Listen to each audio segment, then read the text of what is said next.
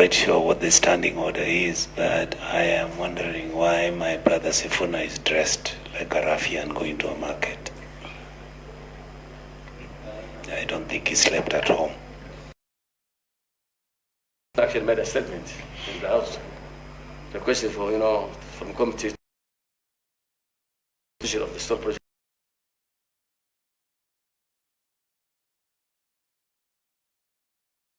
Rest of today. This is good. It's a committee meeting, so we accept him to be there. Thank you, Chairman. Thank you. Go ahead. Go ahead.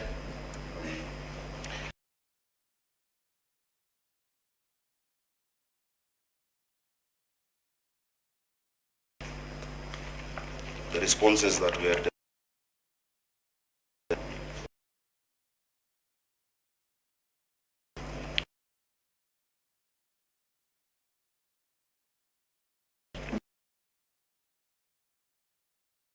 subsequent supplementary budget. Chair, 22-23 financial year. You remember this financial year was... I'm in the village. Okay. Now you okay? Sorry, I think that is Senator Catherine. Can you hear me now? Catherine? But I know there's a network in Kakamega, where she is. Go ahead. Chair, so, financial year 22-23 was smack in the middle of the election. And so when we got in, there was actually late approval of the budget. The Assembly had placed the county on a vote on a...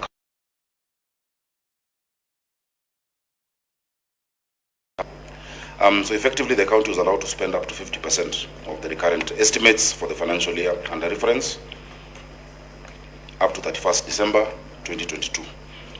Consequently, this delayed the rollout of development expenditures during the first half of the financial year. Chair, also when we were keen to start and national.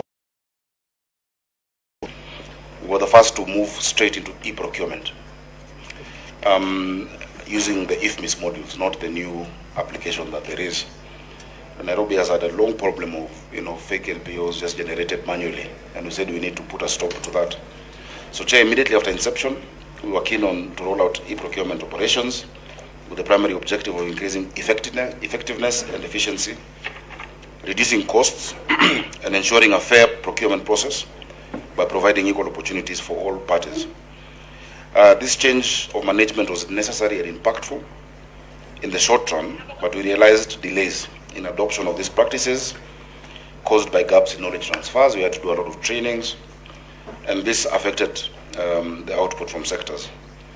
So there was a technical challenge where the IFME system, which we have been using for e-procurement prior to the recently, this one that has been rolled out now, could not accept commitment of a project where the contractual sum was not equivalent to the budgeted amounts. Chair, some projects roll over, and so you're doing a certain phase of the project. So on manual procurement, it's very easy to do it.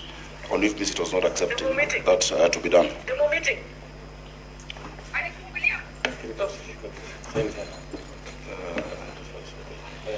Chair, on the third question, or rather the third part of my response, underperformance of projected on-source. During the period under review, Chair, we were keen to pursue long-term operational initiatives geared towards not only enhancing service to Nairobians, but also improving the revenue performance in the long run. And so, Chair, some of that included fully automating all the revenue streams. It included moving to what we call the unified business permit. Chair, before that time, Nairobians would have to get up to 6 different licenses to do business in Nairobi. You have to get a fire certificate, you go to another building for your advertising, you go to another place to get your food and hygiene, etc. And so that is when we were rolling out the UBP. This interventions were successful ultimately, but in the short run it affected because of delays in adoption. And Chair, if you look at the breakdown then of the on-source revenue, you will see a steady increase from the amount I found it at around 9 billion to the first year at must be 10.5 billion. And then we moved up, Chair, to 12.5 billion. The last year we've done around 13.8 billion. So there's a steady increase.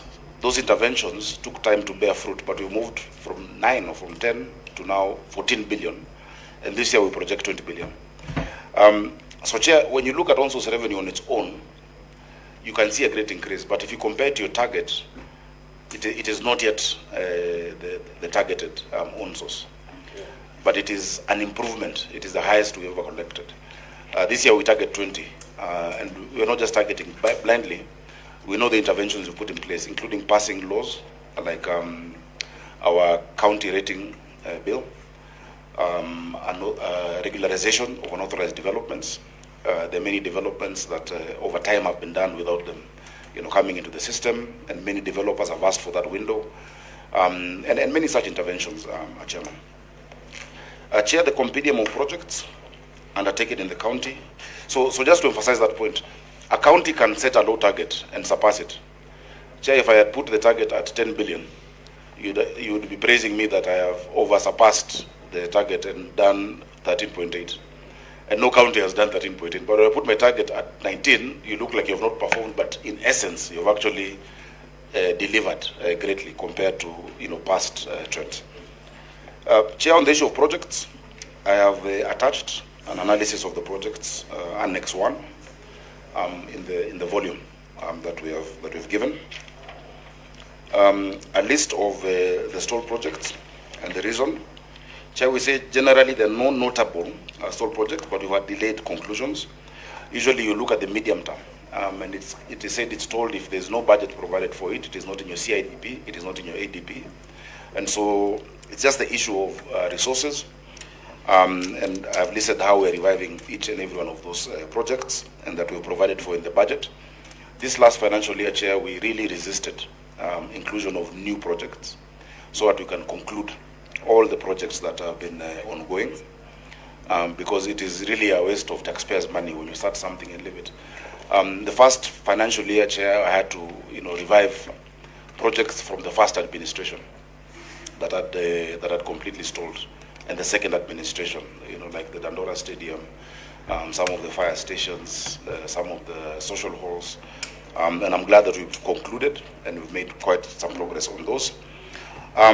Additionally, there were projects under the previous NMS and projects during this administration. We've discussed some of them in other committees.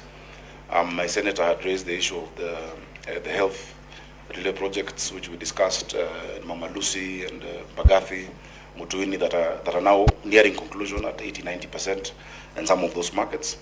There was a delay in novating some of these contracts from the national government. Remember, the Auditor General passed a position that all the pending bills under the metropolitan services be paid by the national government, because it was a national government entity during that period. They have had a delay. It is how they appropriate every year. They are not yet concluded. We found a pending amount of 16 billion that would have been very unfair to load onto the county government. Chair, there's also the list of these pending bills under development expenditure and generally in the county. Chair, if you look at that, list, Chair, when we came in, we found pending bills of 100 billion outstanding liabilities, which is a crazy amount. 100B, then you add the 16B under the metropolitan services. Chair, we have since reduced it from 118 billion to 86 billion. Chair, I think by all means, by all measures, that should be quite commendable. And there are a number of interventions we've made to reduce those pending bills, outstanding liabilities, including even negotiating with some of these suppliers, vendors, including legal services. We found a pending bill of 21 billion just for lawyers, which is, and I think we need to have that discussion at some point. And after the first task force which we put in place that looked at the legal fees, that was chaired by senior counsel, Kamudo Eganjo. He's not senior counsel, but he's a senior counsel for all intents and purposes. And also by my county attorney, we've been able to reduce that to around 10 billion. We've halved it already. And many are willing to negotiate. You know, you find one person charging the county 1 billion shillings, you know, for legal services, yet it can actually come down. We are now at 86 billion in terms of outstanding liabilities. We are currently undergoing a process that I've been able to appraise the Senate on, where 67 billion is about to be written off. A lot of these are on-lent loans to the county, to the city council, the defunct council, especially for water, infrastructure, lab trust, lab fund. Some are to government agencies or government-related agencies like Kenya Power, KRA. And so in our last discussions, and I've written, I wish I came with a letter which I can share, we agreed with the head of public service and national government that pending resolution of the 67 billion that now national government has acceded to owe us, and that is just on one issue, that is just on land at Embakasi Garrison. We're not talking about the contribution in lieu of rates owed to us by many agencies, including this House, Parliament, that is not paying rates to the county. We'll then have reduced it from 118 billion to less than 10 billion in a period of 3 years. And so we'll be in a stronger financial position as a county moving forward. Chair, the progress made by the county in implementing projects in the CIDP, we're in the third year of implementing CIDP. CIDP is a 5-year plan.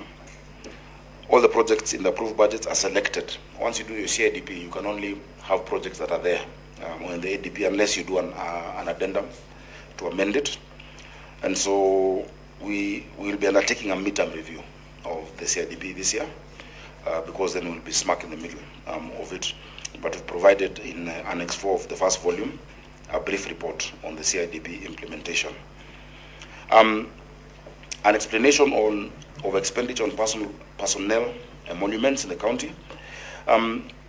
Chair, we hold that there is no expenditure in personnel emoluments in as much as it is high.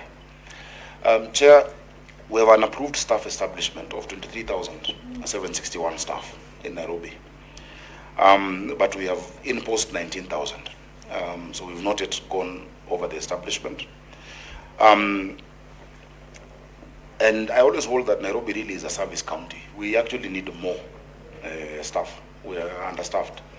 If you even do a ratio of the number of national government staff vis-a-vis the population of Kenya, compared to the number of the population of Nairobi of 7 million being served by 19,000 people. In Nairobi, you want to see nurses and doctors. You want to see people sweeping the streets, cleaning the city. You know, we still are below. But all of this is an issue of a small pie, you know, sharing a small pie. Unless we make a bigger pie, you know. And I'll give you comparatively many cities. Population of 2 million people, 53,000 staff. Population of 3 million people, I know one with 75,000 staff, you know. One hospital, for instance, Mama Lucy Kibaki, alone, has 1,500, how many? 800 staff, members of staff. Mama Margaret needs 1,200 to fully implement it. And right now we're at, you know, a third of that. We are now about to complete 300 bed capacity in Mutuini. We're at 85 to 90%. That will need another, you know, few hundreds of staff. And so the solution that we are seeing as a county is then moving a lot of these entities into semi-autonomous corporations so that their payroll and staff is dealt with at that institution without transferring it to the national government. So those ratios can align. But if you ask me, the one-size prescription for all counties that it must be this percentage doesn't make sense for some of the service counties like Nairobi, I think Mombasa, Kisumu, because the nature of development and the nature of services in a rural county compared to an urban county is extremely different, Chair.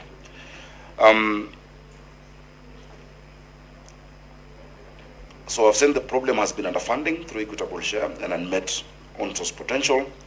I would really want support from the Senate in our issue of on-source, especially on amounts owed to us by national government entities, parastatals, on contribution in lieu of rates, on way leaves, and I've seen a question as well here on the issue of Kenya Power being raised, because they need to also pay us. If you look at the amount of money owed to us on water bills alone, it's in the billions.